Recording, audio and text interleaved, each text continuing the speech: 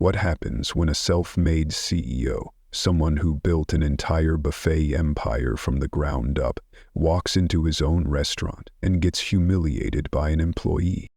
15 years ago, Isaiah Preston started with nothing but a rundown rental space, cheap ingredients, sleepless nights, and desperate calls to suppliers asking for credit. There were no investors, no safety nets. Every single day was survival. But Isaiah held onto one belief like a lifeline. If you feed people well and treat them with dignity, they'll come back. That belief built a legacy. From one humble location, he grew it into a chain of 14 stores across the state. The restaurants weren't flashy, but they felt like home. All-you-can-eat buffets, affordable prices, and a warm, family-friendly atmosphere. Places where people celebrated birthdays, retirements, and the end of a long week with a second helping of fried chicken and mashed potatoes. For many locals, it wasn't just a restaurant, it was a memory. And lately, something was off.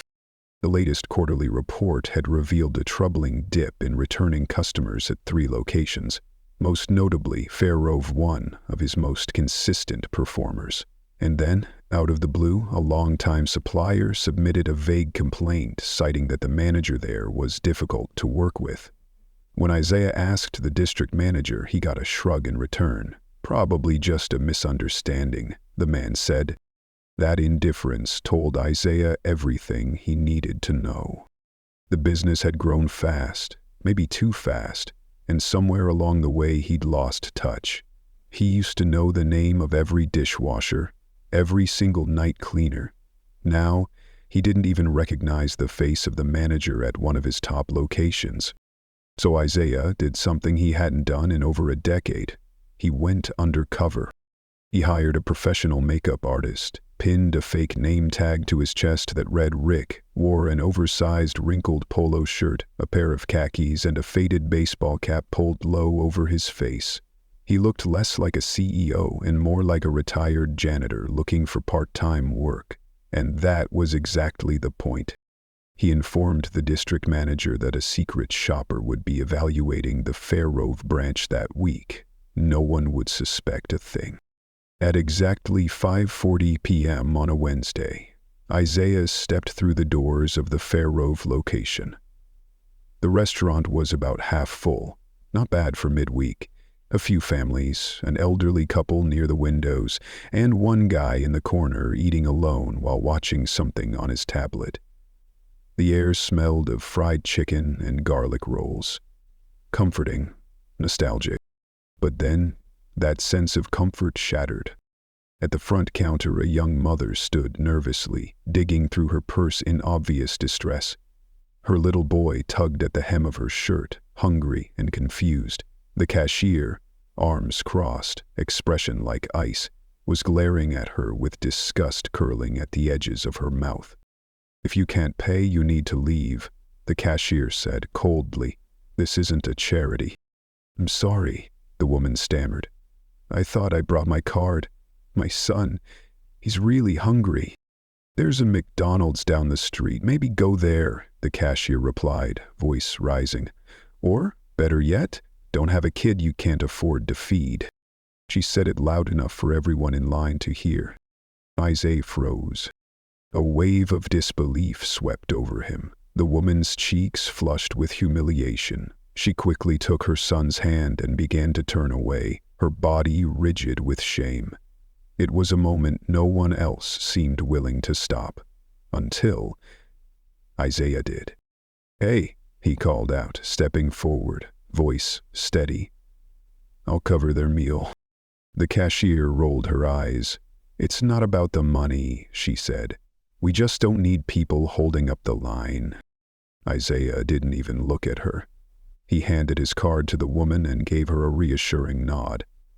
"Get what you need," he told her gently. "Take your time. Sit down and eat with your son." The woman stared at him, eyes wide with disbelief. "Thank you," she whispered, almost afraid the moment wasn't real. As she guided her child to a table, Isaiah turned back toward the cashier. She didn't offer an apology. didn't look the least bit embarrassed. Her name tag read Krista, and her blonde hair was pulled tight into a bun that somehow made her look even more severe. She looked Isaiah up and down, her expression dripping with contempt. "So, what now? You paying for yourself? Or saving the world tonight?" "I'm paying," Isaiah said calmly. "Oh great, then do it quickly. We've got people waiting." He glanced at the menu board, though he knew it by heart. Dinner buffet and a water. Krista sighed dramatically and rang it up. "Booth or table?" "Doesn't matter," he replied. "Clearly," she muttered. Isaiah took his tray and walked to a booth in the corner. He sat down slowly, the tray untouched in front of him. The buffet line was clean, but barely stocked. The mashed potatoes were crusted over at the edges. Everything looked like it was being maintained just enough to function, but with no pride, no care. The spirit had been drained from the place, and in its place was something hollow and cold.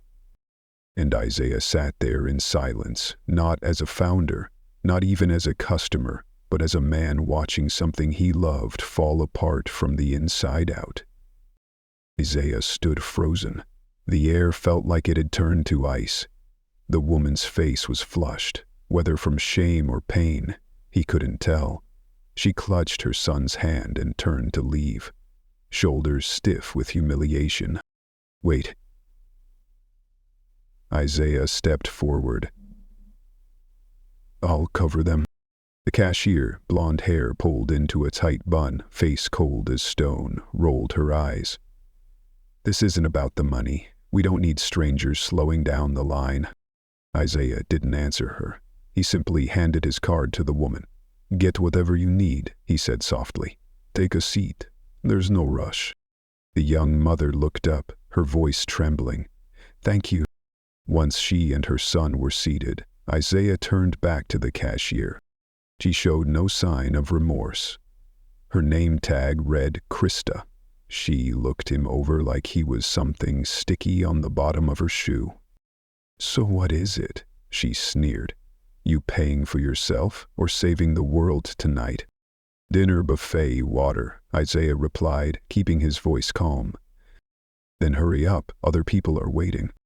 He pretended to look at the menu, though he knew every item by heart. Krista rang up the order with the enthusiasm of someone handling garbage. "Booth or table?" "Doesn't matter." "Figures," she muttered. Isaiah carried his tray to an empty booth near the back. He sat down, heavy-hearted. The buffet line looked clean, but was barely stocked. The mashed potatoes had developed a crust. Everything technically worked, but the place had lost its soul. It was running on fumes, with no sign of pride or care left in the air. He looked around, not as a CEO analyzing operations, but as a man staring at the child he once raised with love, only to realize it had quietly decayed behind his back. The mac and cheese tray was empty. A young man, maybe in his 20s, thin and visibly tired, quietly refilled trays without saying a word. Isaiah ate slowly, not because he was enjoying the meal, but because he was absorbing every corner of the room. This place used to mean something, and now it just existed. Near the salad bar, a woman in a navy mobile apron was sweeping the floor. She seemed like a team lead. Each time a customer passed, she gave them a gentle smile, nothing forced, just warm and human. A small child spilled his drink, soda splashing across the tiles. The mother looked overwhelmed, but the woman stepped in immediately with napkins, calming the situation without drawing attention. No judgment, no sighs, just kindness. That's the kind of employee I used to hire myself, Isaiah thought. He stayed for another 20 minutes, not for the food, but to listen, to watch. Meanwhile, Krista continued making snide remarks under her breath every time someone asked a simple question. When an elderly man politely inquired if there were sugar-free dessert options, she scoffed, loud enough for the nearby tables to hear. "This is a buffet, not a hospital." Isaiah felt something inside him twist. The shame wasn't just for the man, it was for himself. That was his name on the front of the building, his reputation, his values. He stood and walked to the drink station. The woman in the blue apron was refilling the iced tea. He approached, voice low. "But Cashier Krista, has she worked here long?"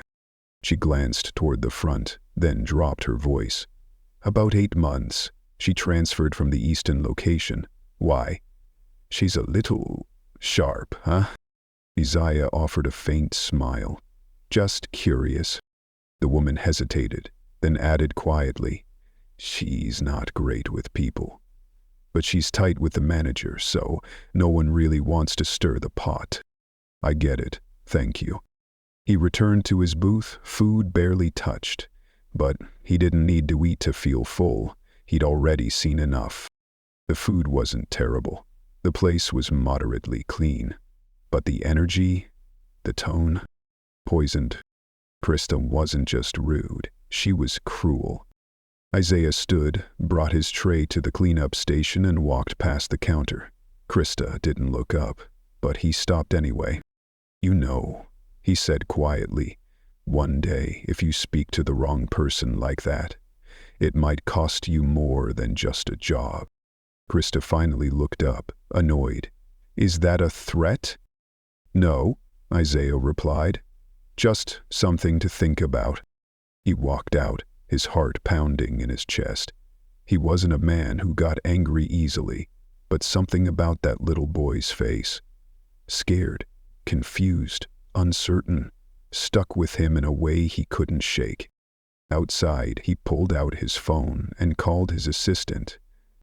"Tomorrow, I want the full staff list for the Fair Rove location, and find out who approved Krista's transfer." There was a pause on the line. "Is everything okay?" "No," Isaiah said, "but it will be." That night, he barely slept. Krista's voice replayed in his mind. The tone, the dismissiveness, the way she acted like every customer was a burden. He wasn't just angry at her. He was angry at himself. Somewhere along the way, he'd trusted too many layers of middle management to uphold the culture he'd built. And now, here he was, watching it rot from the lobby while pretending to be someone else. Because if he had shown up as himself, maybe none of them would have dared to show their truth. But now, he'd seen it. And he couldn't unsee it. The next morning, Isaiah received a detailed email from his assistant, full staff roster, scheduling logs, and personnel transfer documentation. Krista had been approved for transfer to Fair Rove by none other than Greg Lowry, the district manager. That name gave Isaiah pause.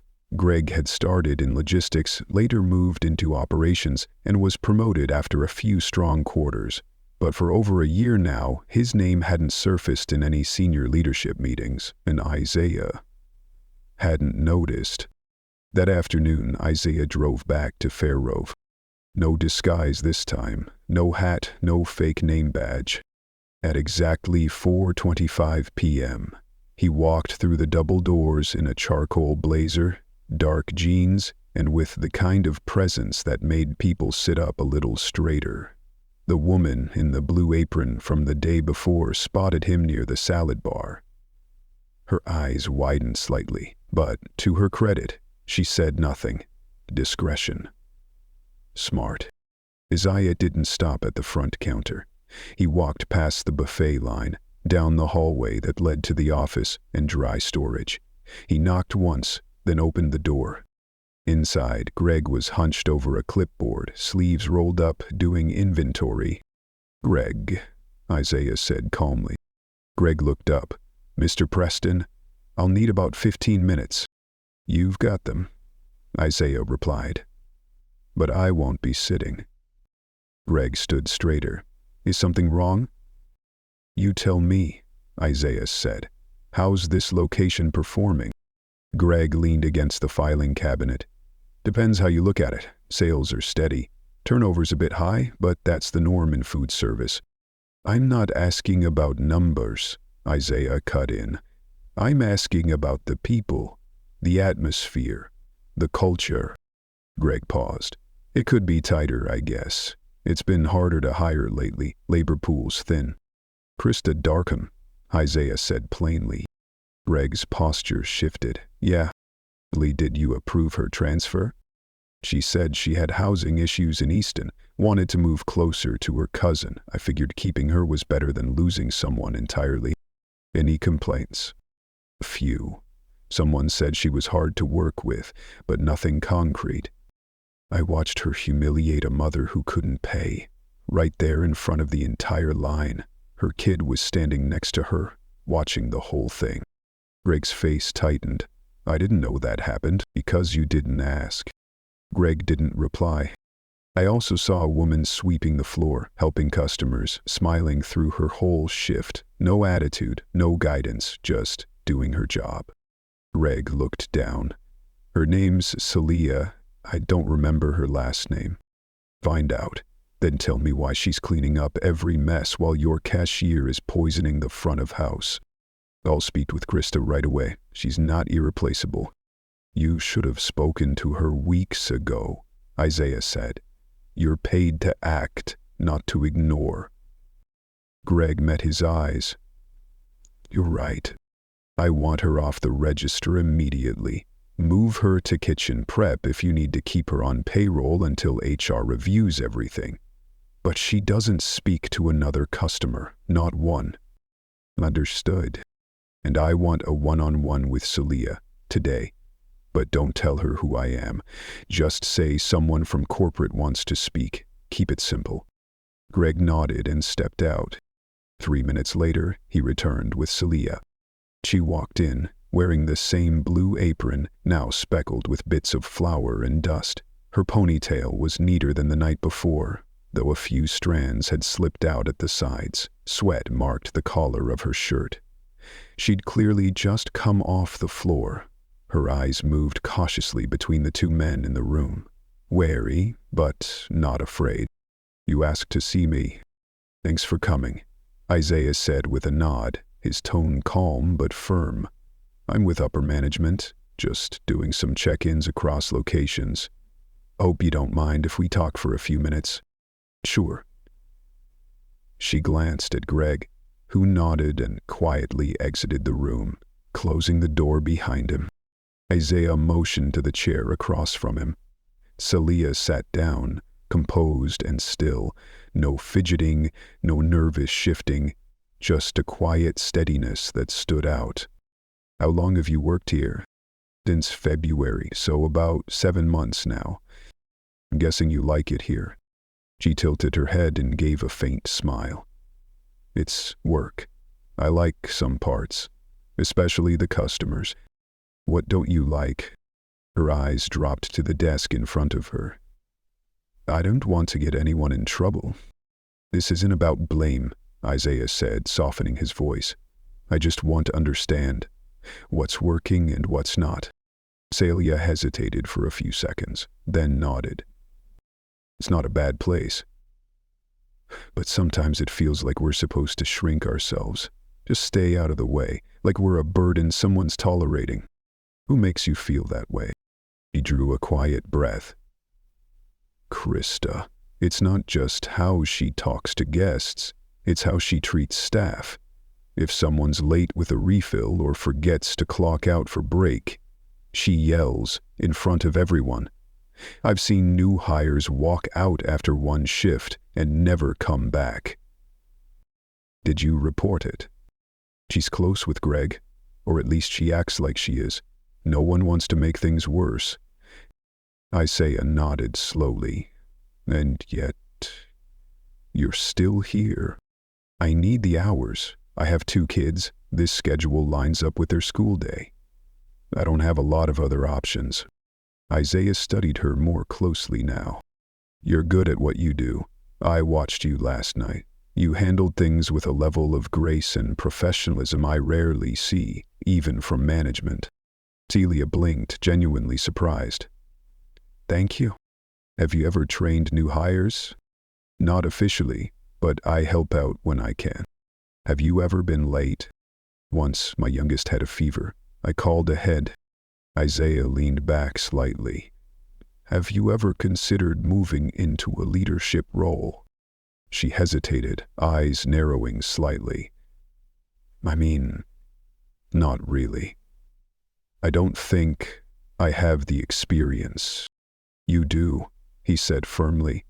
You just haven't been given the title yet. She didn't answer, but her eyes never left his. Finish your shift, Isaiah said gently.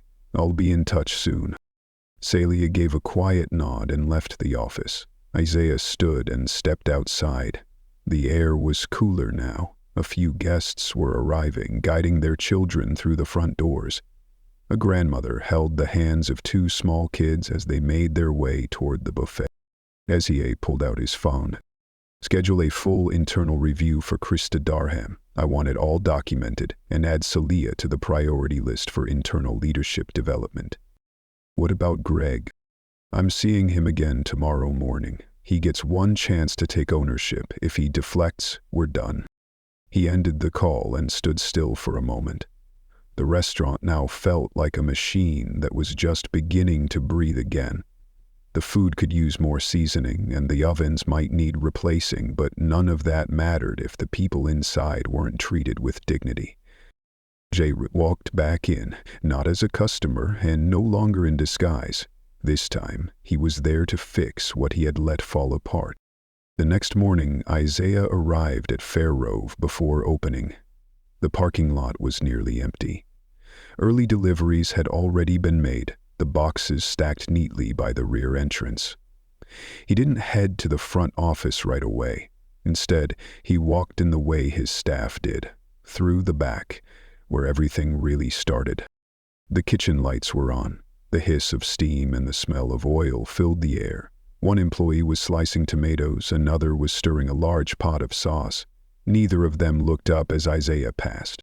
Greg was already in the office, sitting with his eyes locked on a laptop screen, but clearly seeing nothing. As Isaiah entered, Greg spoke up. You said you wanted to meet. I do, Isaiah replied, closing the door behind him. Greg stood, but didn't sit back down. I've submitted the paperwork to move Krista off the register. She's on kitchen duty today. I spoke to her last night. What did she say? She didn't argue. Just seemed annoyed. Said if we expect her to babysit customers, she's not interested. Did you write her up? I did, filed the report myself. Isaiah nodded once. And what about you? Greg swallowed hard. I didn't do my job. I let things slide because it was easier than addressing them head on. That's the truth, Isaiah said. You're not here to keep things comfortable. You're here to set the standard. I know. You have 1 month, Isaiah continued. That's how long you've got to restructure this location and rebuild basic morale. If I walk in again and see the same problems, I won't be asking questions. I'll be replacing people. Greg didn't push back. He looked like a man who knew he'd just been given his final chance, one he didn't fully expect. I've already started reviewing applicants for front-of-house lead. We need someone steady who can reset the tone. Until then, I'll be covering the register myself during peak hours. Good, Isaiah said. But don't treat that like punishment. Treat it as a reminder of what the real work looks like. Greg nodded again, slower this time. Afterward, Isaiah walked the perimeter of the dining area. The overhead lights were still dimmed. The buffet was fully stocked, neatly arranged. Everything looked calm. But Isaiah knew better. Silence wasn't success. The real test would come in a few hours. And it did. By mid-morning, the restaurant was at half capacity. Retirees, young families, a table of college students who looked like they hadn't slept. Isaiah sat near the back, no disguise this time, but he kept a low profile. He sipped coffee and observed. Greg was at the register, greeting customers with brief, polite phrases. He wasn't overly cheerful, but he was present, focused. It was a shift, and a noticeable one. Krista was nowhere near the counter. Isaiah caught a glimpse of her in the kitchen, standing stiffly near the fry station, saying nothing to anyone. Celia, meanwhile, was back on the floor. This time she was training a new hire, a young man who looked like he was barely holding it together. His spray bottle slipped from his grip more than once. He kept glancing toward the back hallway, like he was searching for an escape route. Celia didn't raise her voice. She didn't repeat herself unnecessarily.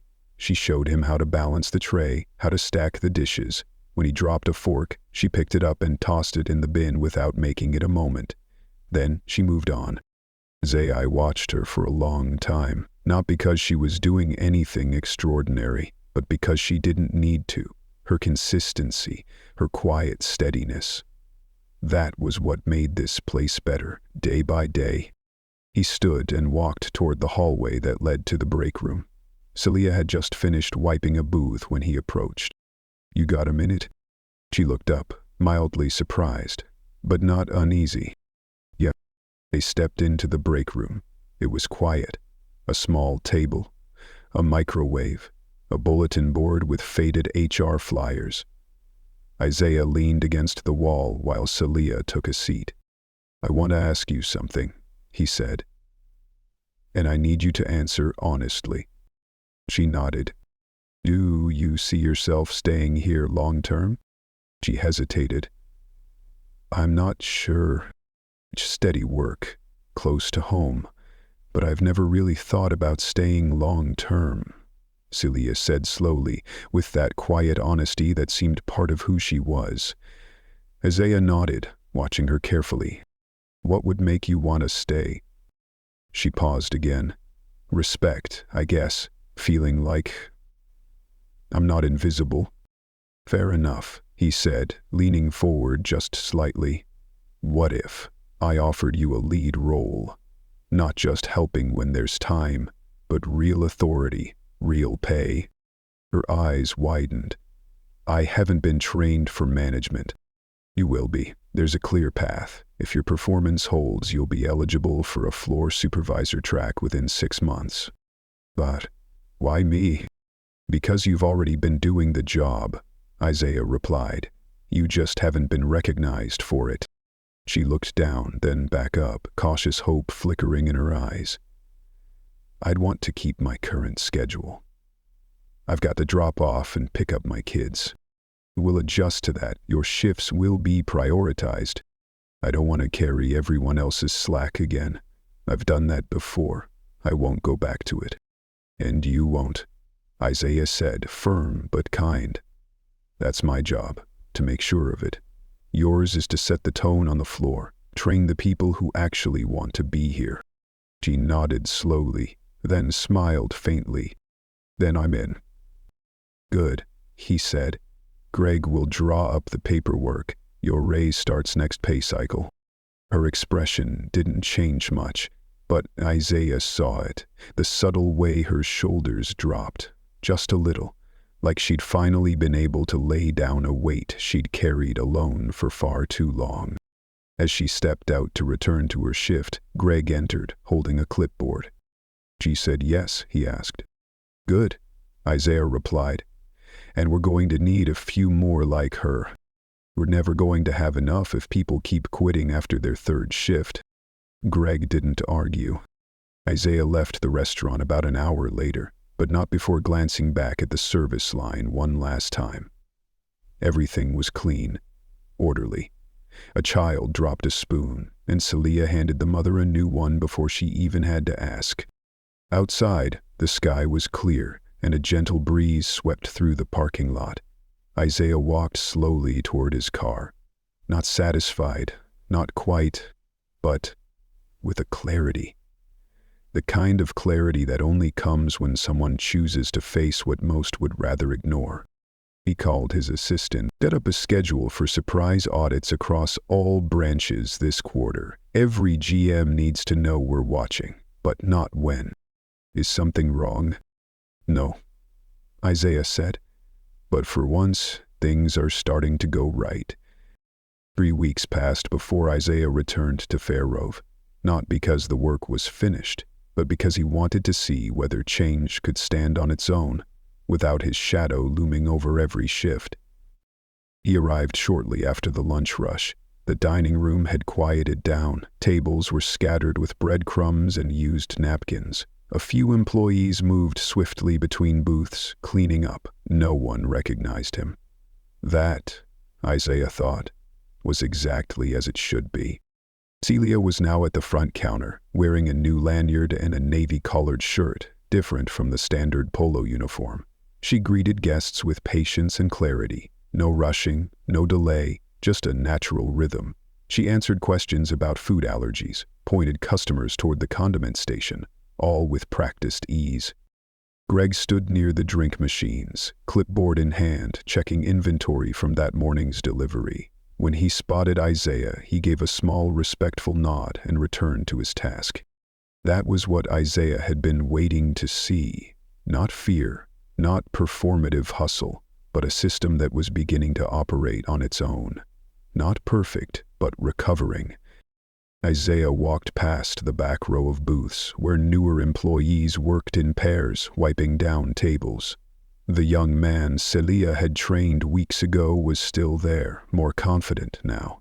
He waved at Isaiah before crouching to pick up a napkin left under a seat. Isaiah stepped into the office. Greg followed a moment later. "I saw your updated shift schedule this morning," Isaiah began. "You're still short on weekend coverage." "Yeah, I've got interviews lined up for Friday and Monday. One's a transfer from Montrose. The other is a former employee looking to come back." "How's the floor holding up?" "We're understaffed but stable. Celia's handling the afternoons. I'm covering the evenings myself until we get a reliable closer. Our average table turnover time is down 6 minutes from last month." "That's measurable progress," Isa said. "What about Krista?" "She submitted her resignation last Friday, said the kitchen wasn't a good fit. No confrontation, just a quiet exit." Isaiah didn't respond right away. He leaned against the edge of the desk. Greg continued. "He was never really a fit here. I should have seen it sooner." "What matters now," Isaiah said, "is that you're seeing people clearly, not just what they say, but how they work." Greg nodded, then shifted the conversation. "I've been thinking about the hiring pipeline. We've been bringing in too many folks without food service experience. I want to try paid trial shifts, 2-hour working interviews. That way we can see who's serious before we commit." "That's your call. If it works, I'll recommend it district-wide." Greg smiled faintly, then added, "I also held one-on-ones with the entire crew last week. Every single person, even the weekend dish team. There's a lot of built-up frustration. They said no one had been listening. Now, they're cautious, but they're starting to speak. Show me something," Isaiah said, then walked out of the office with Greg. They crossed the dining floor, past a narrow hallway, and entered the break room. Celia was seated at the table, filling out a shift log. She looked up as they entered. "Got a moment?" Isaiah asked. "Yes," she replied. Greg quietly stepped out, leaving the door slightly ajar. "I've heard you've been keeping things steady," Isaiah said. Celia hesitated. "I'm just trying to do my part. There's still a lot. Some days we're short-staffed. I know you're operating beyond your role. But I'm not handing you more without support. Starting next week, you'll have an assistant floor lead on weekends. We're pulling someone in temporarily from another location until new hires are trained." Her shoulders dropped just slightly. "You're doing this right," Isaiah continued. "Not by pushing harder, but by setting a standard. People follow that. I just want things to feel manageable. It used to feel like chaos every shift. It's not your job to carry the whole store, but it is your job to speak up when the weight's too much." "I will," she said. "I'm not shy." "I never thought you were." She gave a quiet laugh, then looked at him, more serious now. "Why did you come here in disguise that day?" "I'd stopped seeing clearly," Isaiah answered. "I needed a reminder of why this place used to matter. You gave me that." She didn't speak right away. Then, quietly, "I'm glad I was here that night." "So am I." Isaiah stepped out a moment later, pausing at the hallway intersection. Greg was walking back toward the kitchen, clipboard tucked under one arm. "Keep your eyes on the floor," Isaiah said, "not just the spreadsheets." "Understood."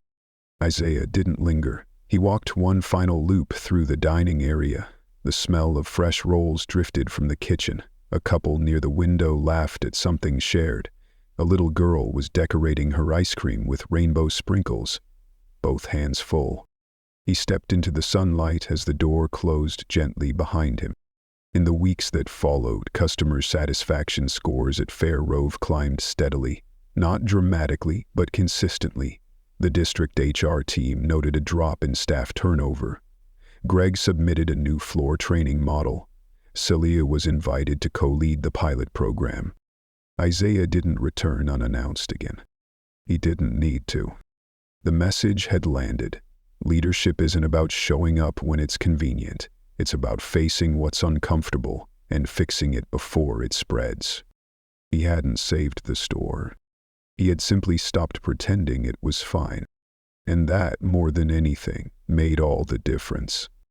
And if you haven't already, subscribe to Moments of Quiet Truth, where we believe that the human spirit is never truly defeated, only waiting to be seen.